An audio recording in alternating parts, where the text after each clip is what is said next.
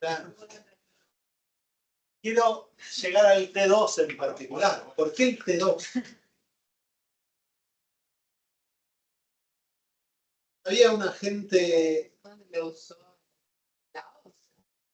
No, lo usó en el norte de Irak, donde vive la población kurda. Kurda con Q, no es de que tomaron mucho. ¿Sí? Y el T2 entra por piel. Ya conocido porque también lo usó Stalin. O sea, no era el único. Ya veníamos practicando con el T2 bastante. Bien, ¿de dónde sale esta condición? ¿Qué produce la micotoxina de T2?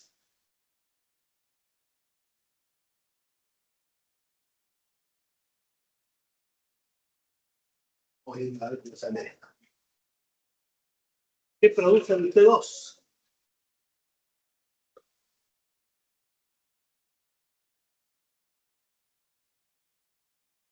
¿Saben algo?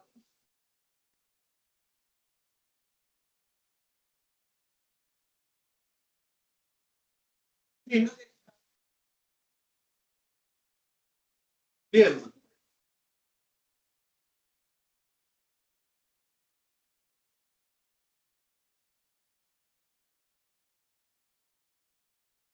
¿La oxidación que produce?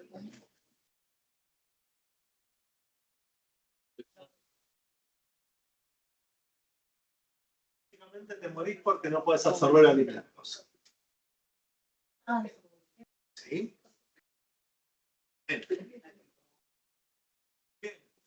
Lo que les estoy mostrando es que esto ocurre directamente, que han usado en algunos momentos de la vida, a propósito o sin querer, ¿sí? Lo que decía antes con el LSD y sobre todo la ergotina y la ergotamina. No les pedí que busquen ergotina y ergotamina, busquen las olas, pongan medicamento, ergotina o ergotamina y van a ver qué funciones cumplen.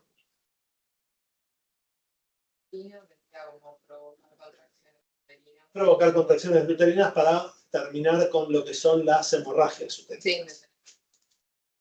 Sí, básicamente lo que hace es cerrarte las arteriolas eferentes, con lo cual la sangre no pasa a los tejidos terminales. El resultado de consumir cornazuelo de centeno en cantidades apropiadas, por un lado tenían toda la parte del LSD, pero no venía solo, venía con la ergotina, que ¿qué provocaba? Que no te llegara sangre, por ejemplo, a los dedos y los perdías por necrosis seca. Conocida también como lepra seca. Lepra seca. No, porque primero se te morían las nervios, así que no duele. Claro. Bueno, está eso. Pero se te iban cayendo los pedazos de los dedos. Como no duele. No duele, no. Si no hay dolor, no hay sufrimiento.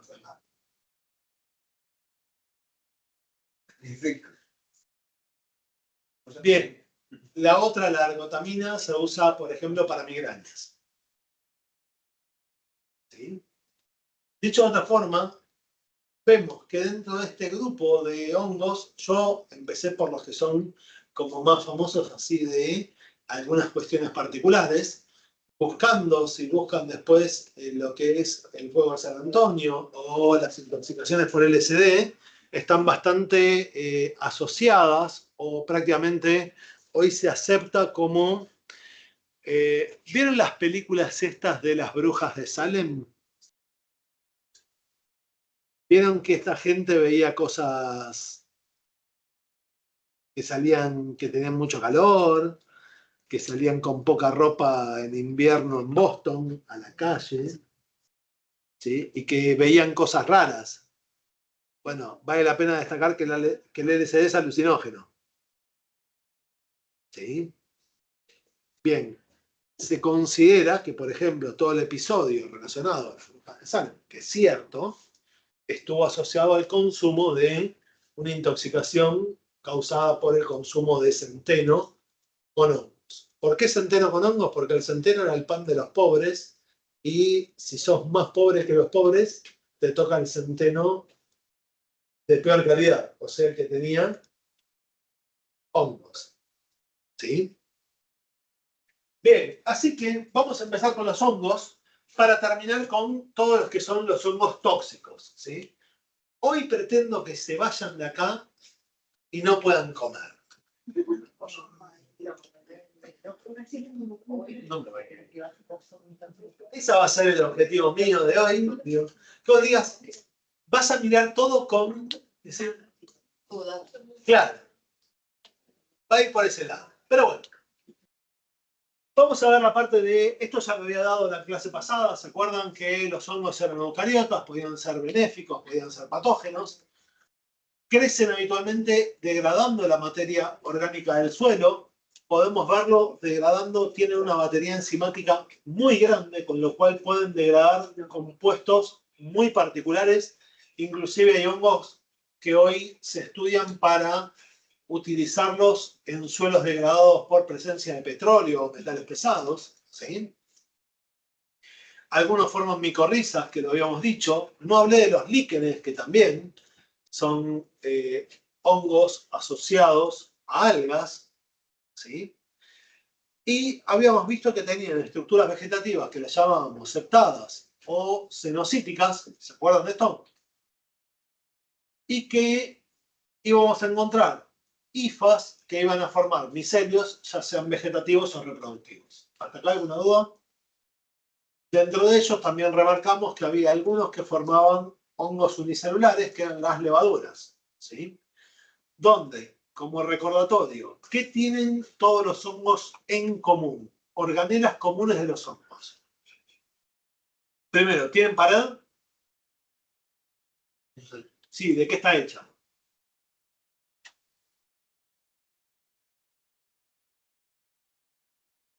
Sí. ¿Y qué es la quitina? Es un carbohidrato. ¿Pero qué tipo de carbohidrato? Busquen quitina. ¿Qué tiene? ¿De qué está hecha? ¿Es un polímero de qué la quitina? ¿Es un polímero de glucosa, así solo, a secas? ¿Qué tipo de uniones tiene? Perdón, N-acetil glucosamina. ¿Unida cómo? Porque es un polímero de eso. ¿Tipo de uniones?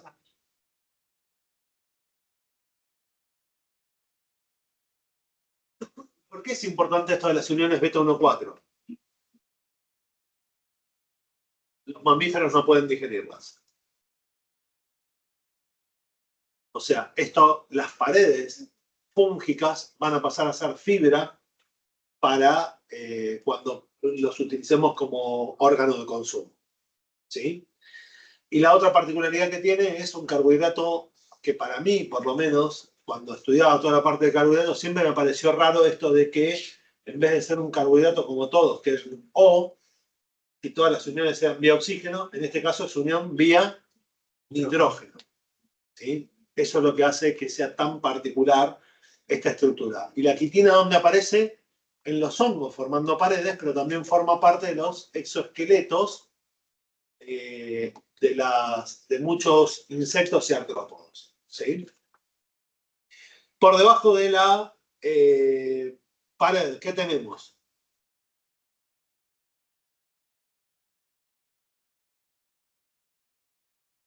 No está escrito, pero adivinen, ¿qué hay debajo de la pared?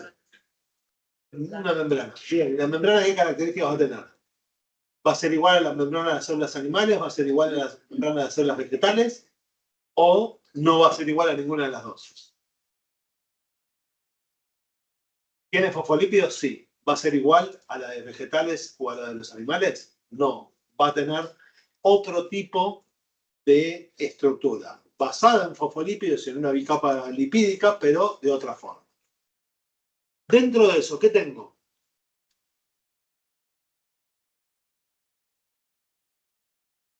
Citoplasma, ribosomas. Núcleo está mal dicho, serían núcleos, porque tiene más de uno, ¿sí? ¿Están de acuerdo?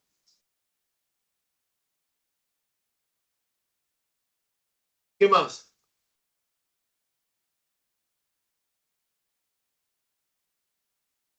No, las levaduras no.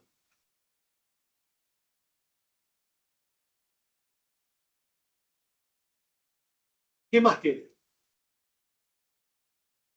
¿Quedan ribosomas? Retículo endoplásmico, aparato de Golgi, vesículas,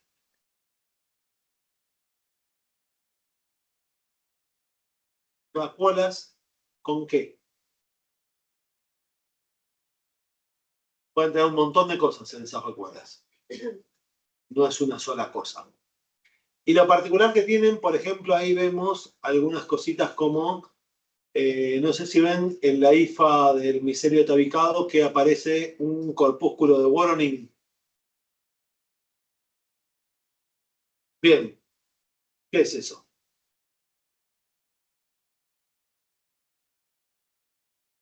Ese corpúsculo va a ser una proteína. ¿Qué función cumple? Tapar el poro septal. O no taparlo. Y cuando lo tapa, impide la comunicación. Y cuando no lo tapa, permite la comunicación entre células. ¿Sí? Si lo vemos, vamos a ver que en el caso de las células cenocíticas, en las cifas cenocíticas, no lo vamos a encontrar. ¿Sí? Bien, ¿se ve acá la pared de las levaduras? Estoy agarrando cualquier cosa. ¿Se ve ahí alrededor la pared de las levaduras? Y que en algún lugar la pared, acá justo, se abre para dejar salir a la levadura brotante. ¿Sí? Las levaduras, al cabo de un tiempo, vuelven a sintetizar pared, pero no todas las levaduras tienen pared. ¿Y esto por qué es importante? Veamos. ¿Qué usamos para hacer pan?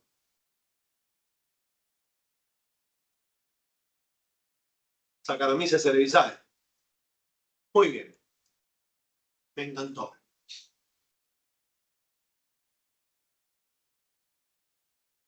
Si entramos a alguna página, por ejemplo, a Lesafre, ¿sí?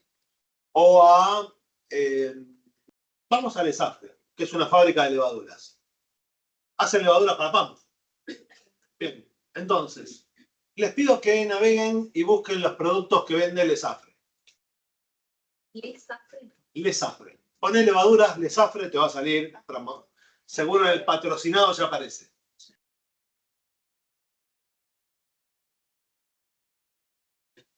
Bien. ¿Y en productos qué encontrás?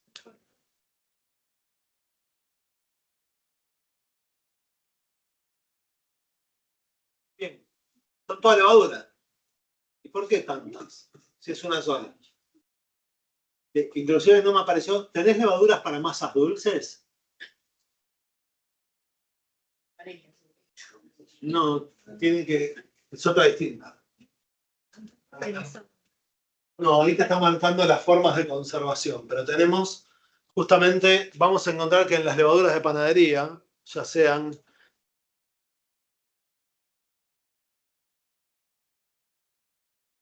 No, es para hacer, por ejemplo, masas tipo brioche o facturas o pan dulce. ¿Sí? Bien, ¿por qué tengo levaduras para salado y levadura para dulce? No es la misma la pared de las bacterias. Lo mismo ocurre con las levaduras secas, también van a encontrar que tienen distinta velocidad de acción, justamente por la formación de las paredes. Entonces, si yo quiero que trabaje más rápido, necesito que no pierda el tiempo la levadura bioquímicamente en sintetizar más estructuras que le permiten una mayor resistencia, pero que tardan más en el desarrollo y por lo tanto va a tardar más la fermentación.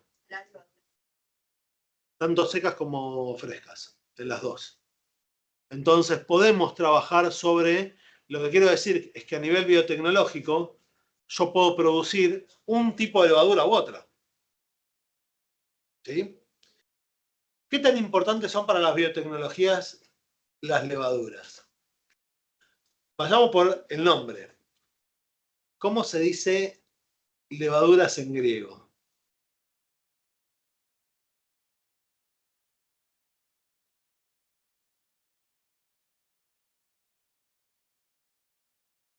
Todo esto no entra, pero sirve para entender la importancia que tiene. En griego es cimes. Cimes. Z. Claro. Y nos falta decir que algo está dentro de las levaduras. Eso se dice en cimes. ¿De dónde sale el nombre de cimes? De que estaban dentro de las levaduras.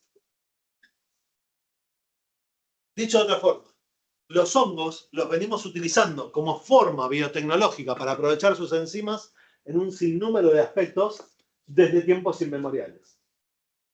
¿Sí? En particular, las levaduras. ¿Sí?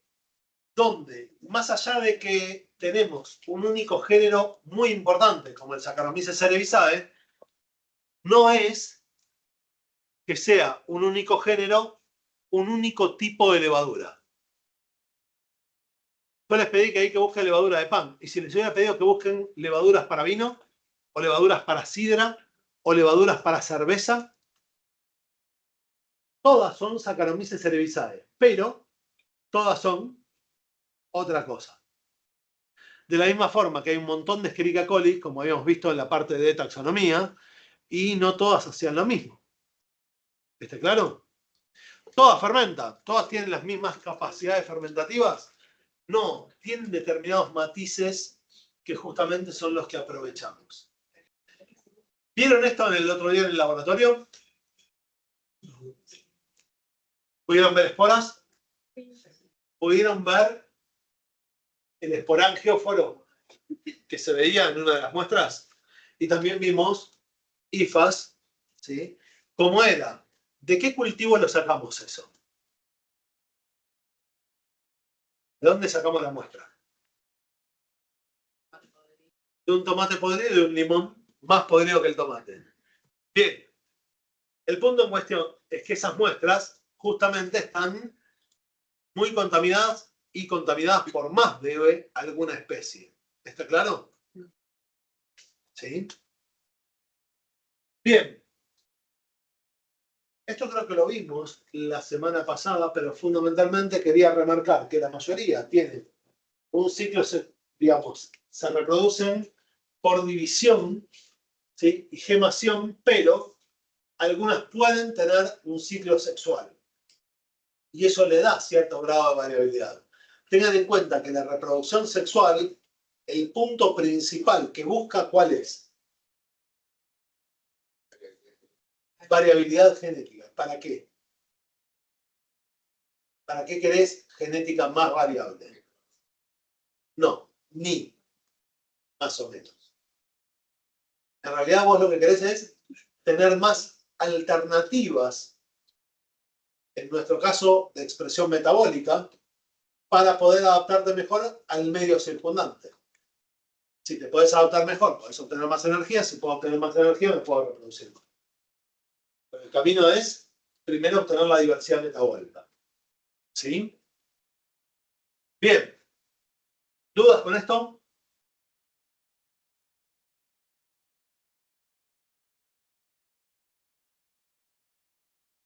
No es 70 grados Z. Bien. Habíamos visto la parte de morfología. ¿Sí? Ahí se ven levaduras de distintas formas. ¿Sí? Y luego entramos por la clasificación. Cuando empezamos a ver hongos, podemos clasificarlos tanto a nivel macroscópico como a nivel microscópico. Lo primero que vamos a evaluar para los hongos habitualmente, porque no todos tienen micelio reproductivo macroscópico, lo primero que vamos a evaluar es algunas características propias del micelio. Como por ejemplo, el origen de las hifas. Cuando decimos el origen de las hifas, ¿qué puede ser? Hifas de hongos filamentosos, ya sean septados o cenocíticos, o algunas levaduras que forman germinaciones más largas, que dan estas estructuras que llamamos blastoconidias, donde aparece alguna reproducción sexual, y van a tener como un aspecto de hifa, pero que no es una hifa. A ver si se ven. Me pasé.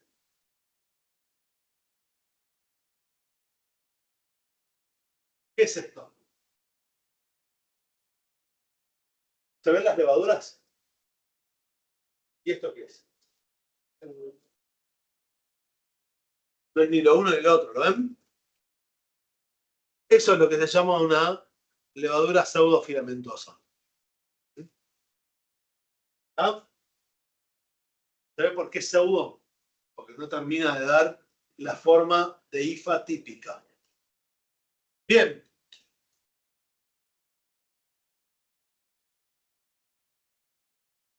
Algunos hongos también presentan dimorfismo. Dicho de otra forma, pueden ser levaduras a una temperatura y moho a otra. Inclusive, esto también determina parte de su patogenicidad. ¿Sí?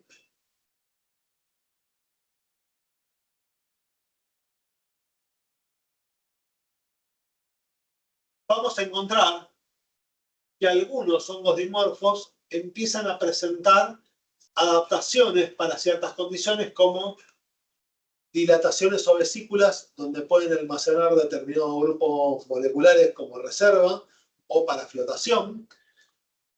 Clamidosporas, que son estructuras que permiten al hongo resistir ciertas condiciones como por ejemplo fúngicas. ¿Sí?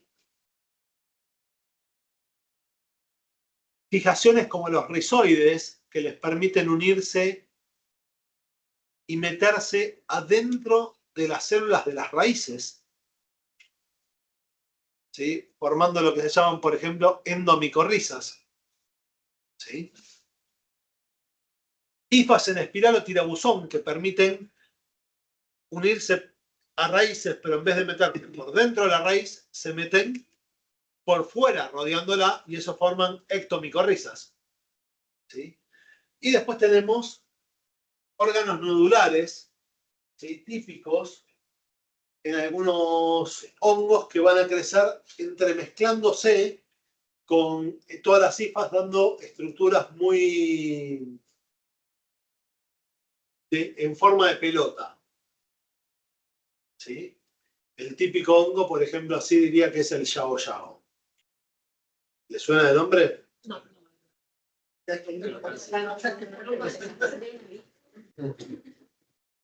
No. El hotel Yao Yao se llama Yao Yao porque es un hongo conocido como Yao Yao o pan de indio. Es un hongo que además puede ser comestible. Cuando digo puede ser comestible, el Yao Yao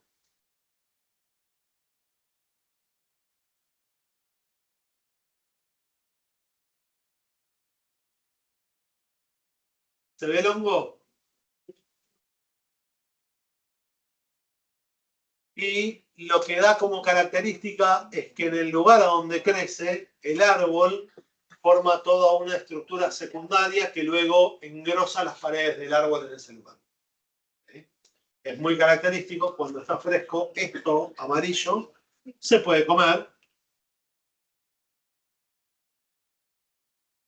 Que se pueda comer no es necesario. Todo depende del hambre que tengas, siempre. Sí. No es un líquen habitualmente eso. Y los líquenes son estructuras simbiontes entre algas y hongos. ¿Sí? son de las primeras estructuras, son filogenéticamente estamos hablando de lo que es formación de plantas, de lo más antiguo en la filogenia. Una de las particularidades que no es exclusiva de los hongos, pero es casi exclusiva de los hongos, es la capacidad de metabolizar lignina. Los hongos son uno de los pocos organismos biológicos que pueden metabolizar fácilmente lignina.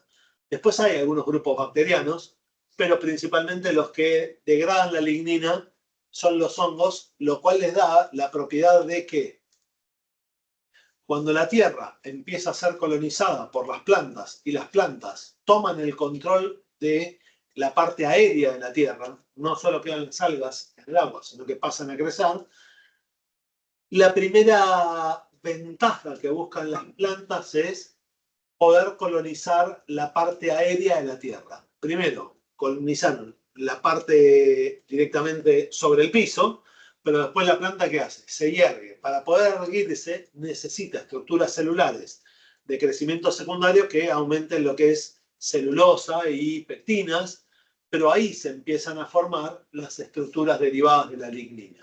Eso les permite a las plantas empezar a construir en altura. Bien, y la lignina no tenía degradación, hasta que aparecieron los hongos. ¿Sí? Como muy... Esa parte de la historia filogenética siempre me llama la atención. Bien, reino fungi. ¿Desde cuándo se habla así, sin discusión, del reino fungi? Diríamos que durante la década del 70 se acepta como un reino diferenciado del reino vegetal. 1970. A partir de ahí se busca desarrollar los filos, pero claramente hace muy poco tiempo que se desarrollan y esto genera que todavía haya discusiones en este tipo de estructuras a ver si son así o si deberían organizarse de otra forma. ¿Está claro? Se los marco esto porque hoy lo más aceptado es lo que ven acá en pantalla.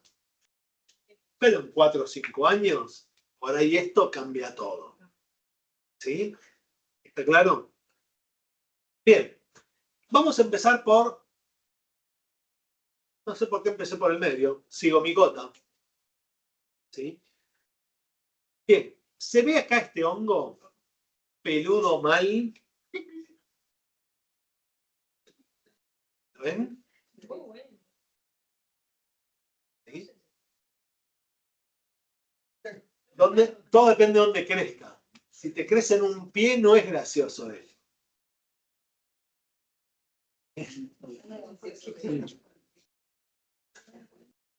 Bien.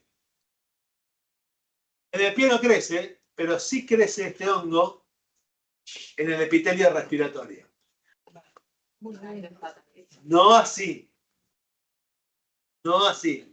Crece como micelio, forma una estructura de forma de esporas. Tiene estas esporas, no sé si la ven acá, que se llaman cigosporas, que además las cigosporas son muy resistentes al medio ambiente.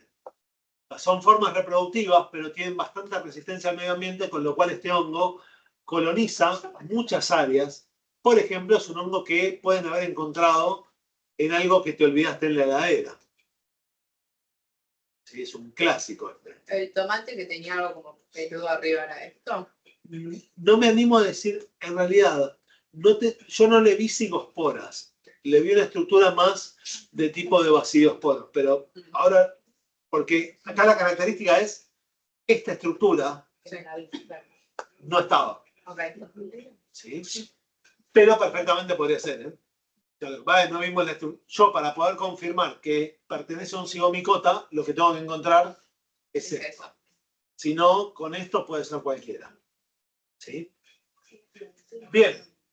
La reproducción habitual es asexual, aunque tienen reproducción formando esporangios. Después, cuando veamos los basidios y los ascos, les muestro cómo se forma un esporangio.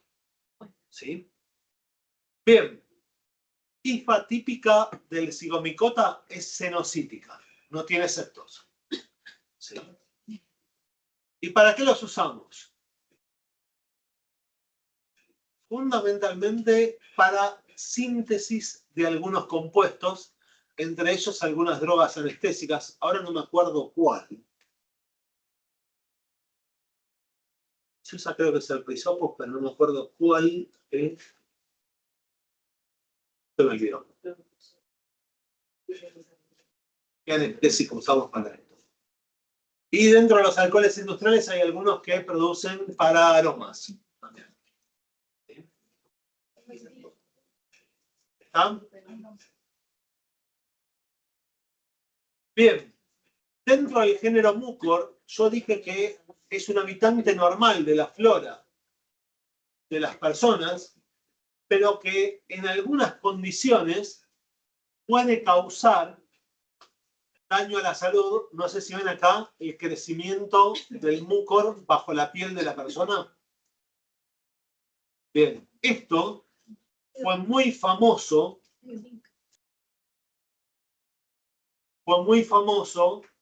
producto y secuela del COVID. Y no en cualquier lado. Esto pasó sobre todo en la India.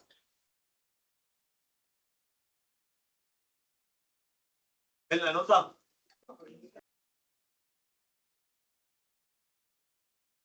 Bien. 12.000 personas afectadas, más de 50 muertos causados por esta. A ver.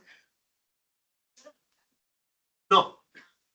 Pero el problema de la cara es que te afectaba todas las vías nasales y contaminaba hacia adentro. Y el punto en cuestión es los medicamentos para atacar hongos son muy complejos debido a que la batería enzimática de los hongos es muy similar a la batería enzimática de los eucariotas de cualquier tipo.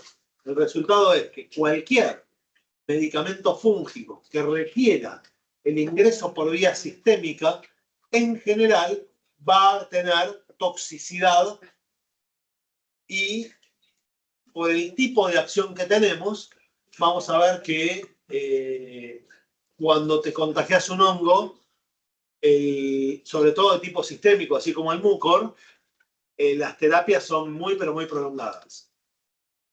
¿Sí? Una medicación típica, por ahí tienes que tomar un antifúngico durante 3 o 4 meses. Inclusive, por el tipo de toxicidad que tienen, muchas veces antes de darte el antifúngico, se te hace algún control hepático, ¿sí? Porque depende de cómo esté tu hígado, es que podés resistir o no a la terapia. ¿Está claro? O sea, si te vas a contagiar hongos, mejor que sean en la piel. Que de ahí podemos aplicarle.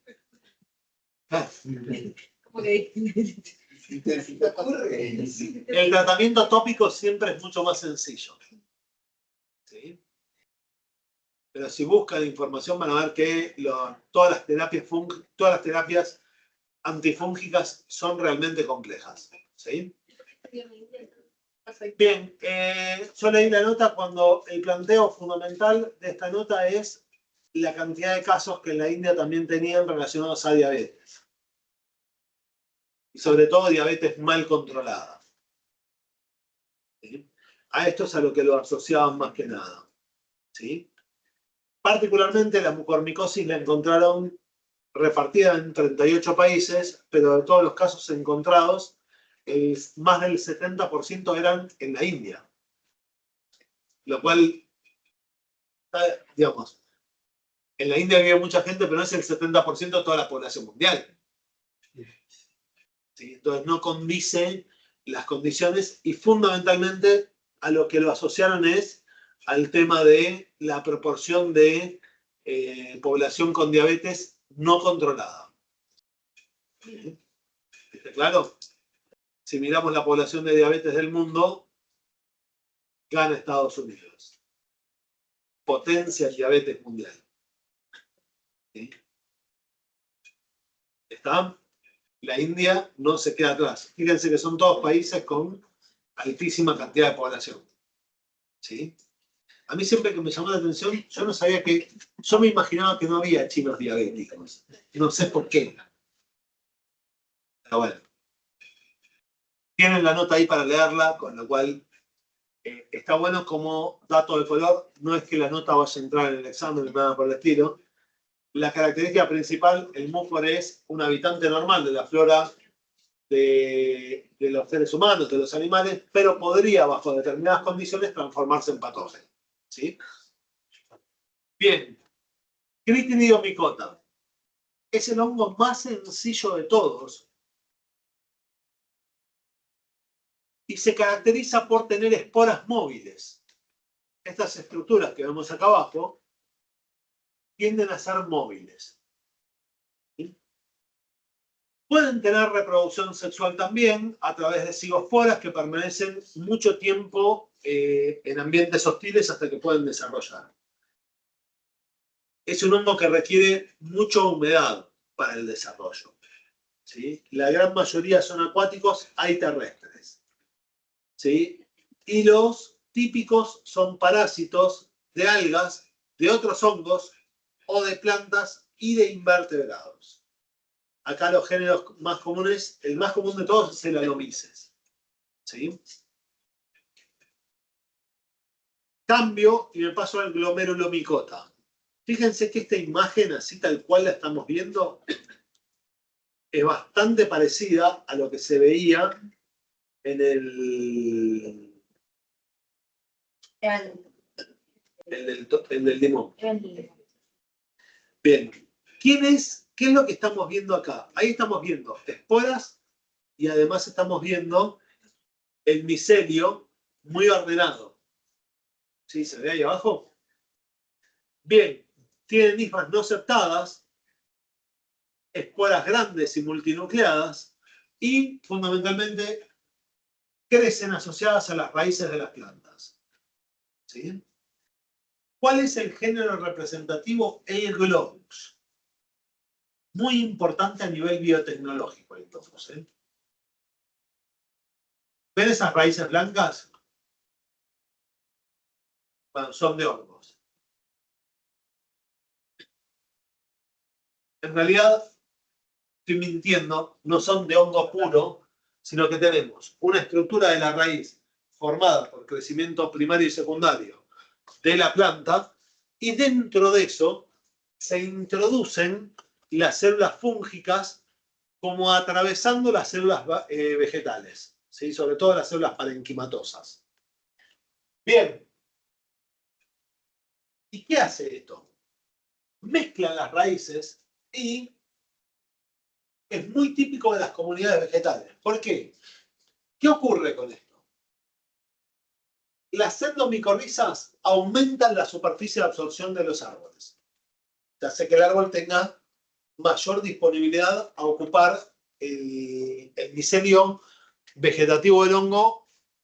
Termina funcionando como simplemente por un tema de concentración y gradiente de concentración, empieza a movilizar moléculas que aparecen en la producción del hongo hacia la parte vegetativa del árbol. ¿Sí? ¿Se entiende cómo funciona? Bien. Y lo otro es el árbol, al bajar nutrientes hacia las raíces, también le da carbohidratos y energía y algunas moléculas de utilidad a la micorriza del hongo. O sea, es una simbiosis o comensalismo bastante frecuente. Y esto aparece en la gran mayoría de los productos de agricultura. Hoy se busca desarrollar este tipo de cosas para justamente mejorar la implantación de algunos vegetales, sobre todo árboles. ¿Sí? ¿Está? Bien, paso a los ascomicotas. Fíjense las formas de estos hongos. Acá estamos viendo sobre todo la parte reproductiva de los ascomicotas. Yo me quedaría con el 8 y con el 4, si puedo elegir. Solo por precio. En ese orden. ¿Por qué? ¿Eh? Y ahí tenemos todo el género tuber, que son las trufas. Ahí está la Melanosopranum, o trufa de verano. Y después arriba tenemos el Morchella esculentum, que es la morilla. Son dos de los hongos más caros que existen en la alimentación. ¿Sí? Estamos hablando de hongos que pueden llegar a valer el tamaño de la trufa hasta $1000 el kilo. Por eso me quedo con eso. ¿Eh? Sabrosos. Sí, son ricos. No sé si tan ricos como para pagarlo tan caro, pero vale la pena probarlos. ¿Eh? Excelente pregunta.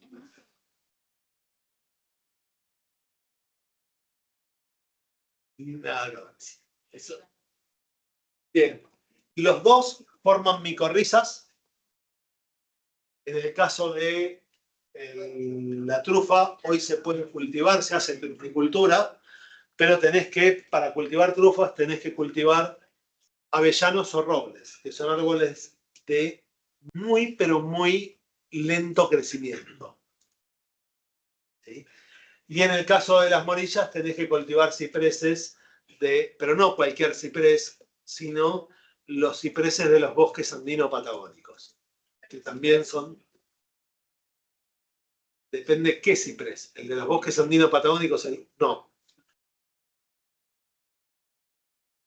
Sí, el italiano, el clásico que vemos en todas las imágenes del Mediterráneo. Sí.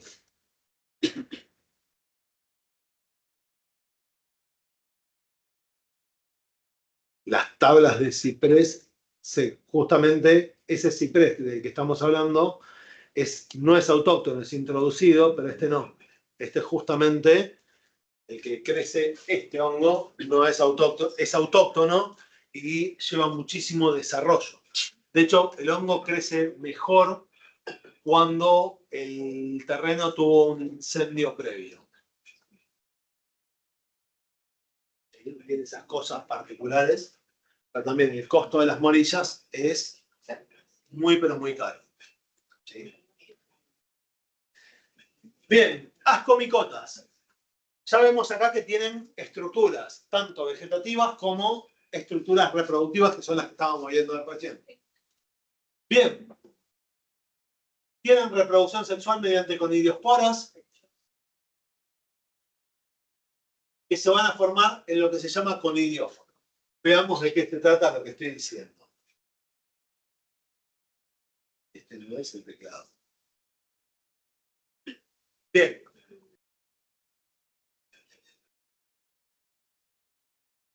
¿Se ve la estructura? Bien. Entonces, vemos al hongo que tiene una parte vegetativa. Y acá aparece una particularidad para la reproducción sexual, que necesito dos cepas del mismo género. Pero el problema lo tenemos con la identificación sexual, que históricamente nosotros planteamos como XY, y el problema es que los hongos no tienen cromosomas sexuales. Con lo cual no puedo decir quién es X, quién es Y, por lo tanto lo llamo positivo y negativo. ¿Entendió la diferencia? Podemos decir que este es hembra y este es macho. No existe esa definición por tal. O sea, ponerle nombre de hembra y macho sería darle una condición que no tiene. ¿Está claro? Bien. La espora positiva empieza a desarrollar su micelio vegetativo. La espora negativa empieza a desarrollar su micelio vegetativo. Estos micelios se encuentran, ¿sí? Y empiezan a formar, vemos, hifas estériles, pero también se empiezan a formar estas estructuras que vemos acá, donde se transforma. ¿Se ve esto que está acá? Bien. ¿Y qué vemos adentro? Vemos los núcleos de las esporas negativas y de las esporas positivas. Esa estructura va a permitir la formación de las ascosporas. ¿Qué son las ascosporas? Esta estructura que vemos acá, ¿qué tiene? Varias células, ¿las ven? 4 rosas, 4 violetas o 4 positivas y 4 negativas. ¿Cómo llegué a formar esto? Lo primero que se formó, ¿qué es? La unión del micelio vegetativo con células positivas con células negativas. Cuando se unen, esto queda haploide, pasa a ser diploide y empiezo a armar la cariogamia. Dicho de otra forma, empezamos con lo que es el intercambio sexual. ¿Lo ven? Una vez que se da el intercambio sexual, paso a tener una división meiótica, lo cual ¿qué me va a dar? 2 núcleos, que a su vez tengo la segunda división meiótica, que me va a dar nuevos 2 núcleos. Y esto luego tiene una división mitótica, con lo cual tengo 8 estructuras. ¿Está claro? Ahora, estas rosas y estas violetas tuvieron primero un crossing over. ¿Está claro? O sea, acá hubo una reproducción sexual. Bien, el resultado es que se forman estas hifas ascógenas que están acá. Y luego vamos a ver que empiezan a germinar formando estos acúmulos, ¿los ven ahí arriba? Que dependiendo si son las positivas, ¿sí? La rosa, ascogonio, y las negativas, anteridio, que son más chiquitas. ¿Está claro? El ascogonio y el anteridio, ¿qué hacen? Forman la tricogina que luego se une para formar ¿qué? Este desarrollo que termina siendo el que está acá abajo para luego desarrollar todo lo que es la reproducción sexual. ¿Sí? Ahora, ¿por qué se llaman estas plantas? Dije plantas, sí, ¿no? Estos hongos. Qué arruinado. ¿Cuál es el nombre del grupo? Ascomicota. ¿Por qué se llama ascomicota? Micota viene de hongo. ¿Sí? Y asco es esta estructura. ¿Está claro? Que es la estructura reproductiva, que es de donde salen las esporas. ¿Se entendió? Bien.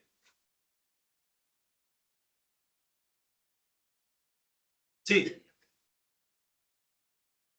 Sí.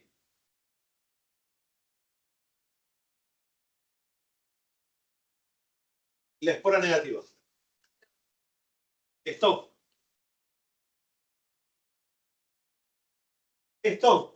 empieza acá, donde ves que se juntan esta estructura grande. ¿Sí? Fíjate que esta estructura grande que está acá, ¿lees lo que dice acá? Dice ascogonio. ¿Y acá qué dice? Anteridio. ¿Pero quién es el ascogonio y el anteridio acá? El ascogonio es la parte que viene de la espora positiva. ¿Y el anteridio qué es?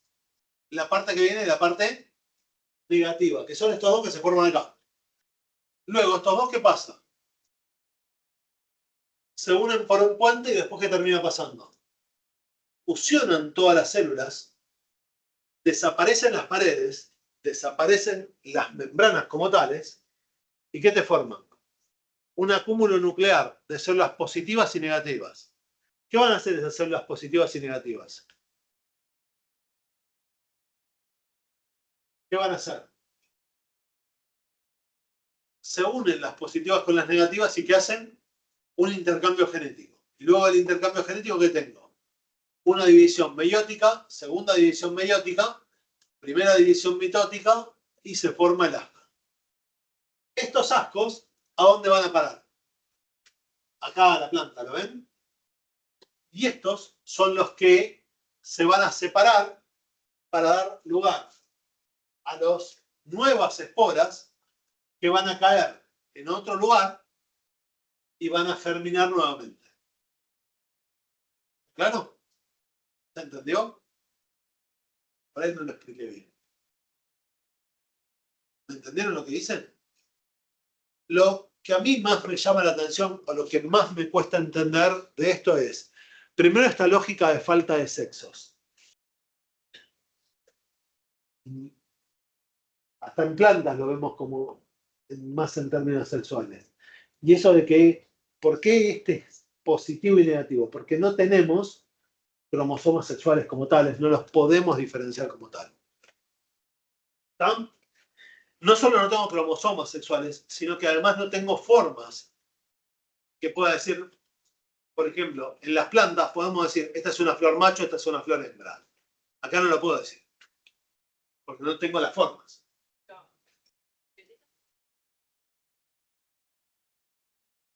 Sí, que se van fusionando.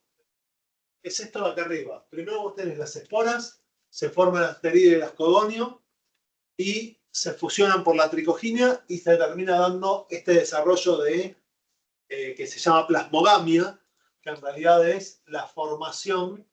Fíjate que acá yo tenía las células negativas y acá tengo las células positivas, y fíjate qué pasó con los núcleos de acá. ¿Qué pasó? ¿A dónde? No están, pero se fueron acá.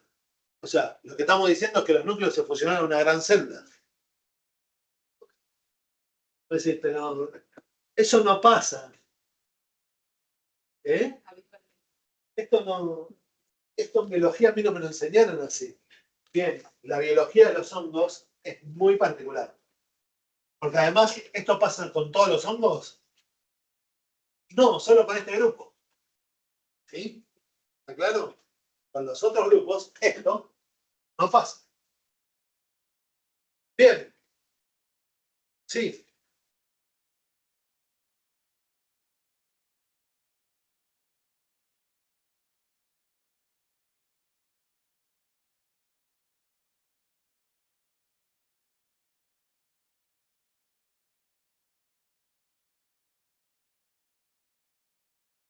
¿Cuál es? Claro, corto.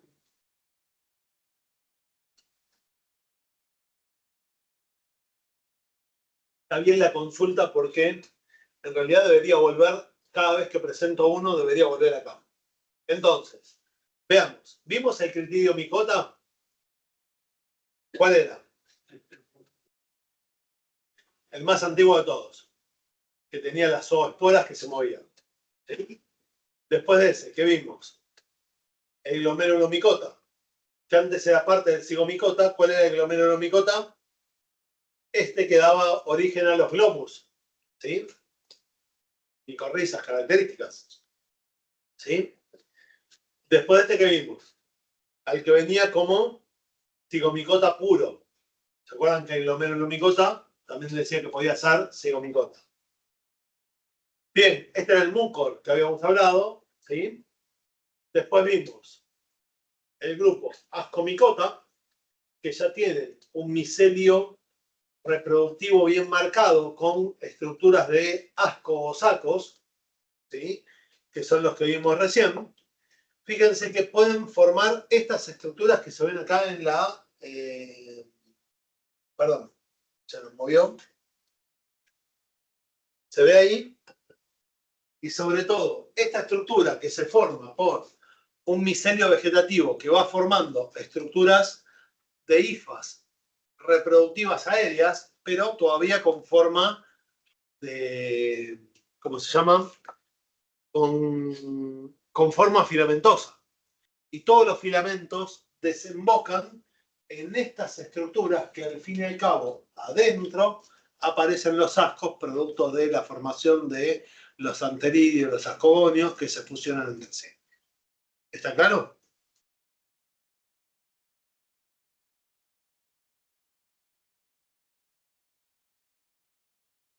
En la forma del hongo, el hongo toma primero una forma esférica, que se llama cleisostesio, que luego forma esta forma piriforme, conocida como partecio, para luego hundirse en el centro y exponer los ascos en la superficie para que queden disponibles para ser esparcidos.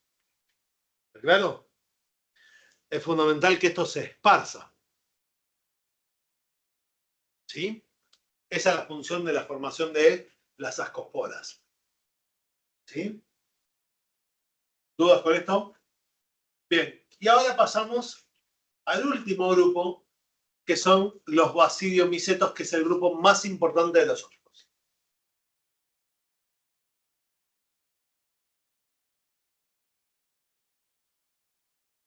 Bien. Primero, ¿qué ven ahí en la foto? Muchos hongos, pero no sé si se observan, pero hay cosas pero muy distintas. Es el grupo más variable, es el grupo con más géneros, es el grupo más moderno de todos los hongos. ¿Sí? A mí me hace acordar esto, si yo lo tuviera que comparar. ¿Se acuerdan cuando en biología estudiaron la parte de plantas? Que primero tenías esa línea verde que empezabas con plantas que no tenían mucha variabilidad y que a medida que va pasando el tiempo aparecen las plantas con flores verdaderas y ahí aparece, después decís, bueno, ¿y el resultado cuál es? Todo lo que estudias terminan siendo esas y hay muy pocas, son las excepciones las otras. ¿Sí? Con esto pasa, por lo menos así, lo siento yo de esta situación de variabilidad. Basidiomiceto. Primero, forma típica del hongo. ¿Cuál es? El sombrero característico que conocemos cuando decimos, che, esto es un hongo. Bien. ¿Qué es el basidio? El basidio va a ser la célula fértil que va a ser producida por 4 basidiosporos. Ahora nos vamos a meter en eso. Bien.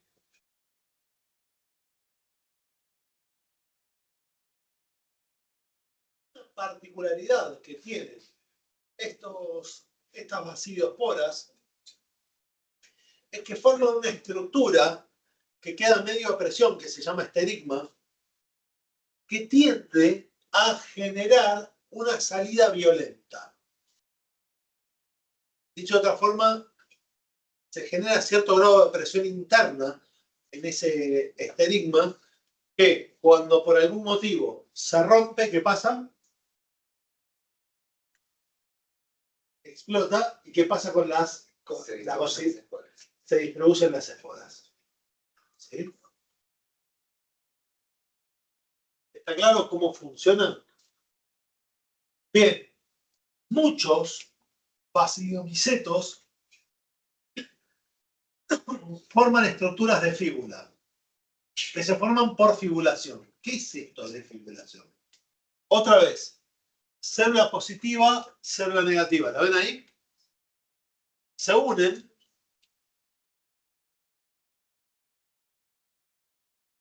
en el crecimiento y lo que vemos es que hay, observen acá, cuando crecen, aparecen las dos, hacen un cruce, vuelven a reproducirse y quedan tantos núcleos positivos como núcleos negativos dentro de las células. ¿Sí? ¿Qué función cumple la fíbula? Generar una combinación original de los núcleos que le dieron origen. Si es una reproducción sexual. Bien, la gran mayoría de los hongos comestibles pertenecen a este grupo, al igual que la gran mayoría de los hongos tóxicos. ¿Sí? O alucinógenos. Y como géneros típicos, por ejemplo, dentro de los comestibles, Boletus, Agaricus, ¿sí? O dentro de el género alucinógeno típico sería el silobe, ¿sí? No sé si les suena. ¿Cómo se llama? Hoy qué difícil que estoy. Tengo una dificultad de palabra.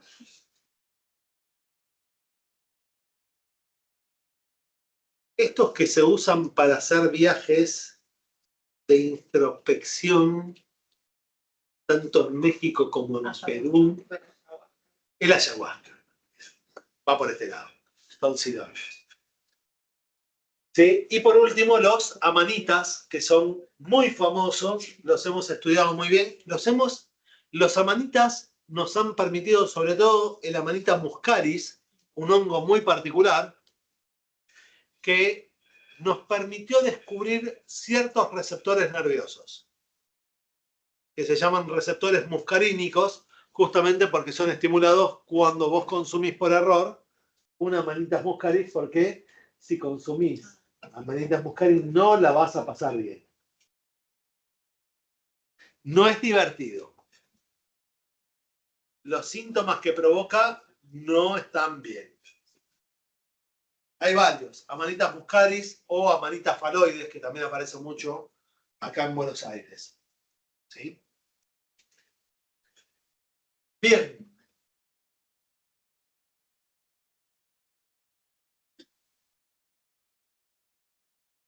Dentro de los bacilios, vamos a ver que todo el desarrollo tiene ciertas características parecidas a lo que vimos de las ascas, pero la fibulación va a dar origen, número uno, al intercambio genético, y posteriormente al intercambio genético lo que vamos a tener es dos multiplicaciones meióticas, dando origen a esa tétrada que llamábamos baciliospora. ¿Está claro? La baciliospora va a ser al final lo que va a quedar dentro de esta estructura que terminaba explotando. ¿Sí? Eso es lo que está puesto en los hongos. Lo vamos a ver en las laminillas. Equivocado.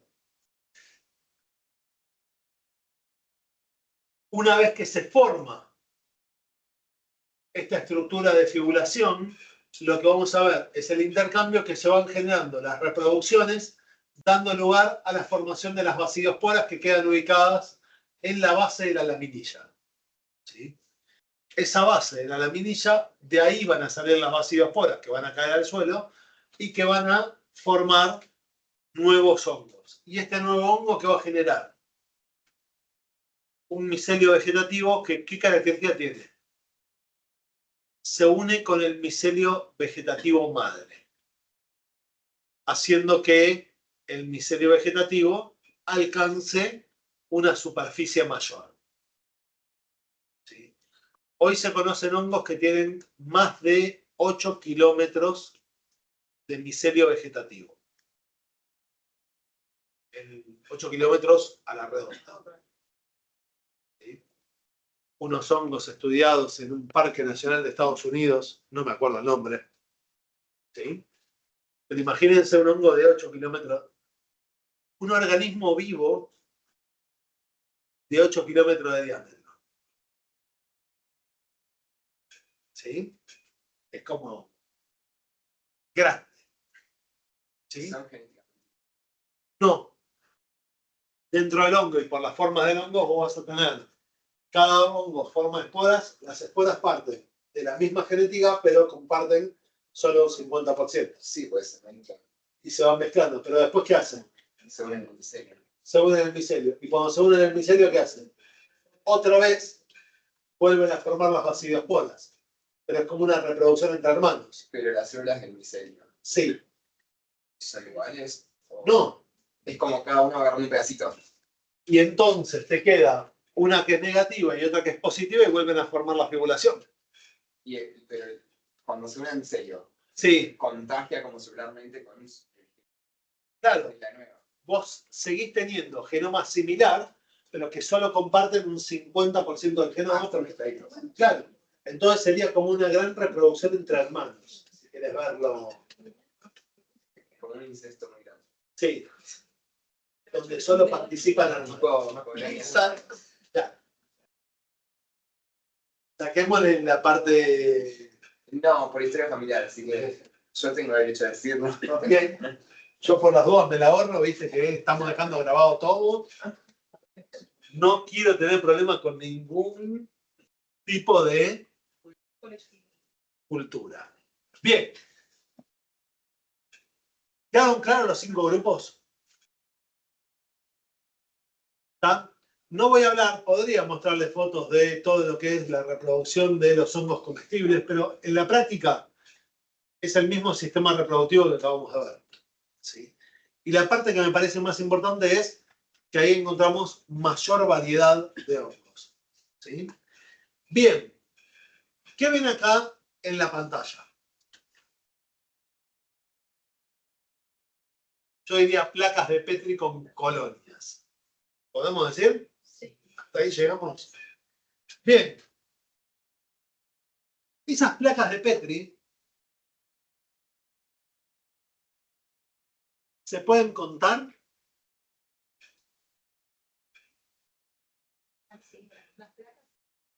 Sí, son 4. Las colonias las veo. Bien. Tenemos distintas diluciones ahí. ¿Está claro? Algunas se podrán contar, otras seguro que no. Para mí, la primera de la izquierda, arriba de la izquierda, no se puede contar. ¿Sí? Bien. Primero, lo primero que hacemos cuando tenemos un recuento de identificación fúngica es tratar por un lado de contar, pero por el otro de identificar distintas especies fúngicas. ¿Se ve esa placa? Qué linda que está. Sí. Es una belleza. Es como un bosque de hongos. ¿Sí? ¿Y qué estamos viendo en particular? ¿Por qué no todos tienen la misma forma? ¿Por qué no todos tienen el mismo color? Lo primero que deberíamos suponer es que son distintos. Aunque hay algunas cosas que dan particularidades, como por ejemplo, este hongo y este hongo son parecidos, pero acá le está apareciendo, no sé si ven, un halo blanco. ¿Se ve el mouse? Sí. Sí. Y este, en el centro, tiene muchísimo halo blanco. ¿Son el mismo o son distintos? ¿Son el mismo en diferentes estadios o son diferentes? Con lo que estoy viendo, no me alcanza. ¿Qué tengo que hacer? Mirarlo a nivel microscópico, porque el análisis de la microflora lo hacemos tanto en lo macro como en lo micro. ¿Sí? ¿Está? Bien. ¿Por qué es importante esto? Porque cuando aparecen en alimentos hongos toxigénicos, a simple vista, pueden ni siquiera tener una manifestación macroscópica. Dicho de otra forma, agarro un maní que parece que está en buen estado, pero cuando lo miro al microscopio, resulta ser que tiene cierto tipo de hongo toxigénico. ¿Está claro? Que el hongo sea toxigénico no necesariamente implica que produjo la toxina. ¿Está claro? Ahora bien, ¿cuándo hago el recuento? Las placas de hongos las vamos a contabilizar o vamos a considerar para el conteo aquellas placas que tengan en su dilución resultados de 10 a 100 unidades formadoras de colonia. ¿Sí? ¿Está claro? Bien. Y cuando hay muchos hongos en un espacio, lo primero que tenemos que definir ese espacio es ¿cuándo es mucho? 2 esporas por metro cuadrado es mucho. 100 esporas por metro cuadrado es poco. ¿Se entiende la pregunta? ¿De qué va a depender? No tanto. No es tan importante acá el tipo de hongo, sino el tipo de superficie y el área donde estás trabajando. Te lo planteo de una forma para que sea muy obvia. Supongamos que yo estoy evaluando un tanque de fermentación de vinos. ¿Voy a encontrar hongos? Estoy fermentando vino. ¿Con qué? Con levadura. O sea, si crecen levadura pueden crecer hongos. ¿Está claro? Estoy madurando queso Roquefort. Hay una nube de hongos dando vueltas por ahí. Cada vez que abrís la boca y respirás, te estás respirando algún hongo. Principalmente el hongo del Roquefort.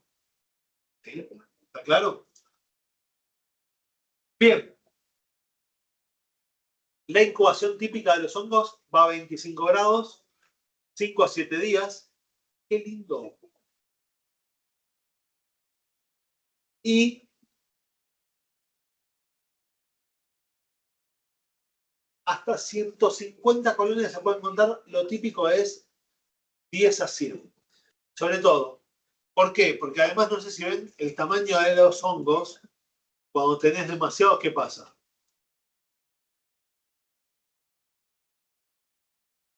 Acá. Contalos.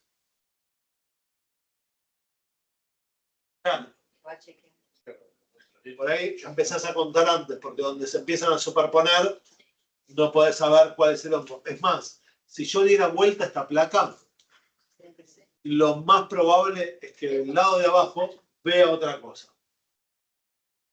¿Sí?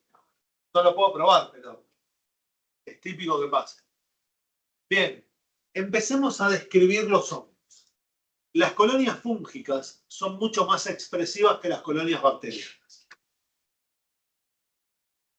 ¿Qué podemos ver? Lo primero es el color. ¿Qué color ven acá? Yo veo 3. Digamos, y lo otro que vemos es, no sé si ven acá el puntillado amarillo. Ahora, si yo diera vuelta a la placa, por ahí de abajo son negros. O sea, de anverso y de reverso. ¿Sí? Diámetro del hongo. Estos tranquilamente están cerca de los 2 a 3 centímetros. ¿Sí? Textura. ¿Qué ven acá? ¿Eso es liso? Yo iría más por lo velutinoso. Claro. Flocoso sería, les muestro uno flocoso para que se vean. ¿Se ve esto? No, esto es flocoso, que parece harina. ¿Sí?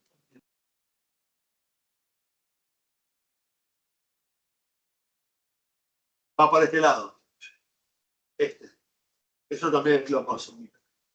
¿Sí? Pero miren esto. Este hongo no se lo ve flocoso. ¿Lo ven? Es más velutinoso. ¿Sí?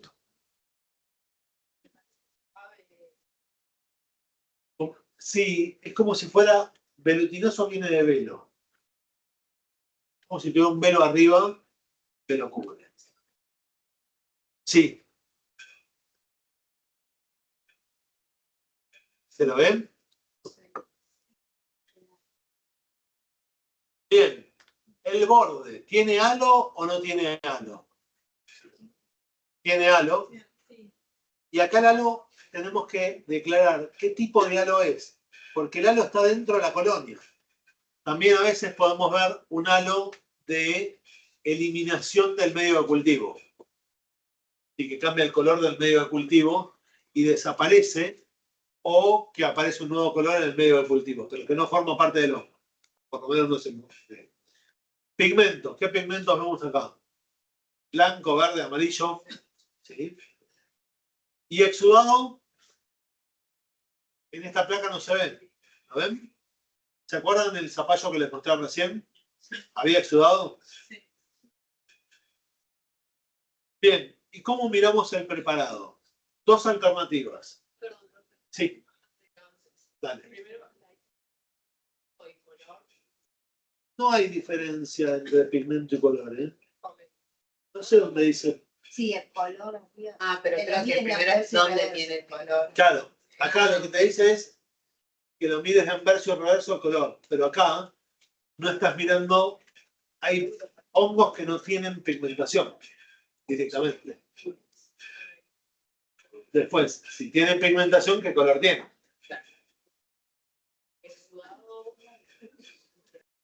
Para que te lo muestre. El zapallo.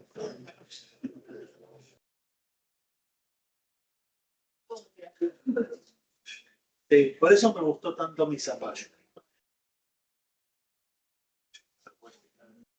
¿Eh? Sí, porque es mucho más claro. ¿Sí? A veces las imágenes en esto son como mucho más fáciles de ver y de resolver. Bien. Preparado. Estos no los vimos. En realidad los hicimos, pero por tiempo no los terminamos de ver. Coloco una pequeña gota de líquido de montaje en el portaobjetos. ¿Y qué hago luego? Tomo una muestra de la colonia, más o menos de 2 milímetros de diámetro, o sea, una muestra bien pequeña. Bien, la coloco en el medio de montaje y luego lo que se puede hacer es generar un frotis. Es decir, agarro el portaobjetos, que esto nosotros no lo hicimos, no se me ocurrió con el frotis en el momento, no sé por qué. Que es, con un portaobjetos, donde cayó la gota, lo estiro para desparramar la muestra que obtuvimos. ¿Está claro? Bien. Luego coloco un cubreobjetos desplazando todo el aire y lo miro. ¿Sí?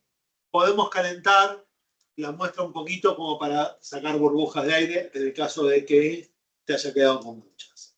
¿Sí? Y este es el que usamos nosotros la clase pasada, aunque no vimos esta estructura en particular. Coloco una gota de azul de algodón en el portaobjetos y con una cinta adhesiva pego la muestra a la cinta adhesiva y la transfiero, esa cinta adhesiva pegajosa, al portaobjetos. Al ponerla en el portaobjetos, al haber puesto la gota de colorante, bueno, se va coloreando. ¿Sí? Y luego miramos al microscopio, acá vemos una estructura muy típica de perfil. No, son dos estilos. ¿Cómo se te ve mejor? Nosotros por ejemplo, en la clase pasada, nosotros cuando hicimos la muestra parecida a la que estaba escrito antes, lo que no hicimos fue frotar la muestra, sino que la dejamos en un lugar y tiramos. El problema que tuvimos fue que el colorante que estábamos usando era muy oleoso y no secaba. Entonces, al no secar el colorante, no puedo ponerlo no puedo poner el portaobjeto a verlo, porque donde acercás la visualización, manchás todo y no ves nada. A nosotros, tal cual lo usamos, nos quedó mejor la segunda opción. ¿Que cómo era? Pongo una gota de colorante muy pequeña en el portaobjetos con una cinta scotch. Pego el micelio a la cinta scotch y luego ese micelio pegajoso que está pegado a la cinta scotch lo pego al portaobjetos de vuelta. ¿Sí? Y luego lo miro. Si la gota de colorante que pones es muy grande, la cinta adhesiva no pega. ¿Sí? Y después lo que se puede hacer con eso, con mucho cuidado, sobre todo si esa cinta adhesiva, es calentarlo un poquito para separar las gotas de aire que te queden, en el caso de que te queden gotas de aire. Nosotros de las dos que hicimos, para mí las pegué bastante bien, quedaban pegadas. No, si bien había alguna gota de aire, no era nada que no te permitiera ver preparado. Bien. Desarrollo fúngico. Con esto pasamos después al recreo. El hongo realiza un metabolismo estándar, que es particular de cada especie fúngica. ¿Está claro? Algunas especies tienen la capacidad de producir metabolitos secundarios. Esos metabolitos secundarios cumplen alguna función para el hongo, algunas que conocemos y otras que no. Por ejemplo, dentro de los metabolitos secundarios tenemos producción, no sé, de ácido cítrico. Y el ácido cítrico después yo lo puedo utilizar para lo que lo necesite. ¿Está claro? Metabolito beneficioso. Segundo caso, metabolitos que son perjudiciales, alguna toxina. Y por último, metabolitos que no son ni perjudiciales ni beneficiosos. ¿Sí? Lo que llamamos micotoxinas son las perjudiciales. Dentro de los beneficiosos, por ejemplo, tenemos antibióticos o moduladores del aparato inmune. Como por ejemplo, si buscan ciclosporina, se sintetiza a partir de un hongo. ¿Qué es la ciclosporina?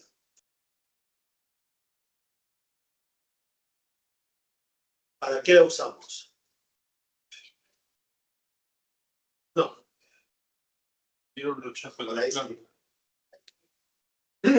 Para trasplante sí. Para prevenir es un inmunomodulador. ¿Sí? Ahí sí. También se pueden usar como en cantidades altas, también sirve para algunos tumores. Pero es una estructura, si buscan la fórmula química de la ciclosporina, es una estructura bastante loca porque es un polipéptido cíclico. O sea, es un polipéptido, pero como su nombre indica, tiene un montón de aminoácidos que terminan todos unidos entre sí. Cosa que para polipéptidos es raro. ¿Sí? Ahora, cuando lo descubrimos, y esto pasa mucho con la industria farmacéutica, ese tipo de moléculas vos le podés encontrar un uso. E históricamente, ¿esto cómo aparece? ¿Escucharon hablar de Alexander Fleming? Que se olvida unos panes por ahí tirados, crece un hongo, ¿y qué apareció? Un metabolito secundario. ¿Qué era? Penicilina.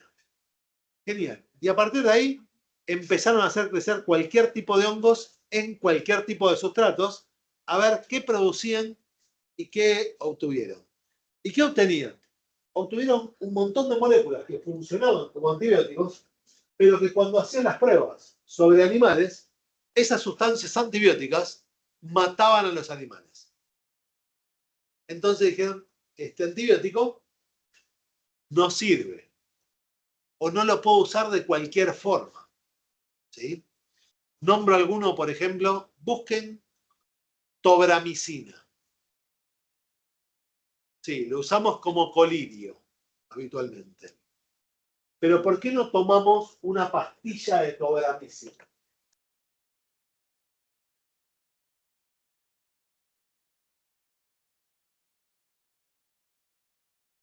¿Qué hace la tobramicina?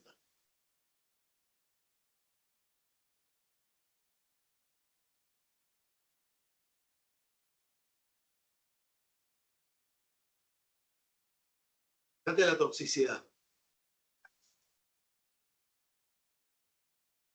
Sí. Pero vuelvo para infecciones graves. Básicamente cuando no tengo otra se llama.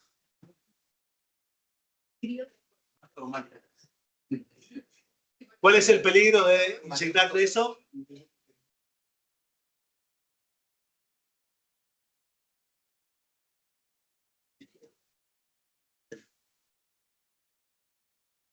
¿Entienden el planteo? Se usan, hay muchas sustancias que usamos en medicina, muchas veces vos lo que buscás es el mal menor. Entonces vos decís, che, esta sustancia es retóxica. Sí, pero ¿cuál es la alternativa?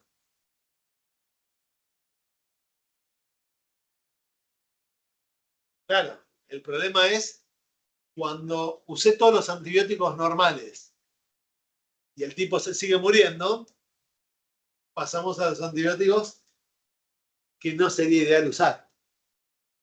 ¿Está claro? Ahora, ¿qué son estas sustancias? En todos los casos, las sustancias que estamos nombrando que son metabolitos secundarios. ¿Y para qué los hace el hongo? En algunos casos tenemos claro cuál es el uso del hongo de estos. Evitar la proliferación de otros microorganismos para poder competir mejor. Pero en muchos casos todavía no sabemos cuál es el fin que persigue el hongo en ese ambiente con ese metabolismo. Sin embargo, sabemos que los producen y a veces, cuando son beneficiosos, los usamos para nuestro beneficio y cuando no son beneficiosos, ¿qué hacemos? Los estudiamos para ver cómo los evitamos. Las micotoxinas justamente se caracterizan por eso. Y lo que vamos a tratar de hacer, ¿qué es? Las micotoxinas, que son metabolitos secundarios producidos por los hongos, que además que son perjudiciales para la salud. ¿Qué tan perjudiciales?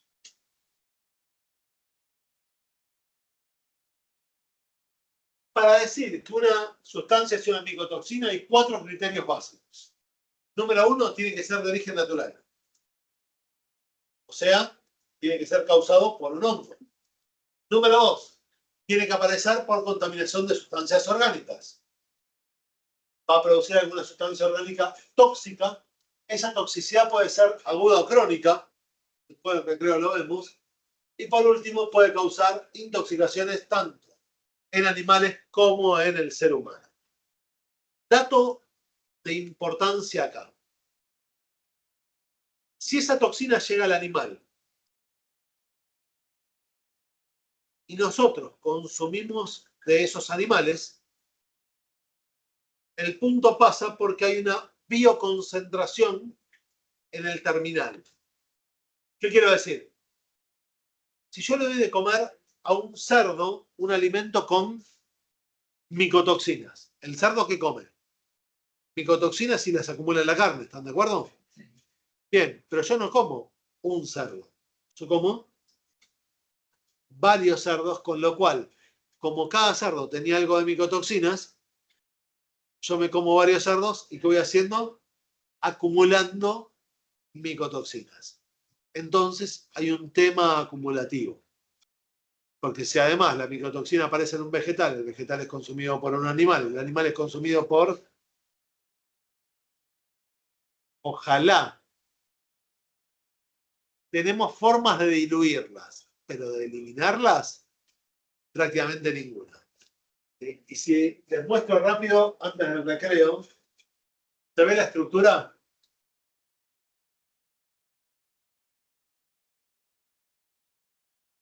Esto es T2. Habíamos hablado antes, la de la izquierda.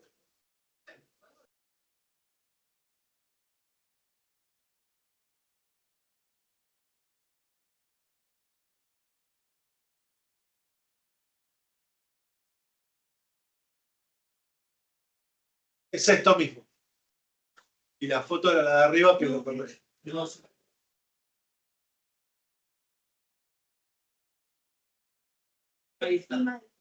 Bueno, ahora está corrido. Porque después se los paso a vuelta. Es una diapositiva. Bien. ¿Está claro hasta acá? Después del recreo, ¿qué nos toca ver? Micotoxinas. ¿Estamos? Bien. Recreo y después seguimos. Voy a apagar la...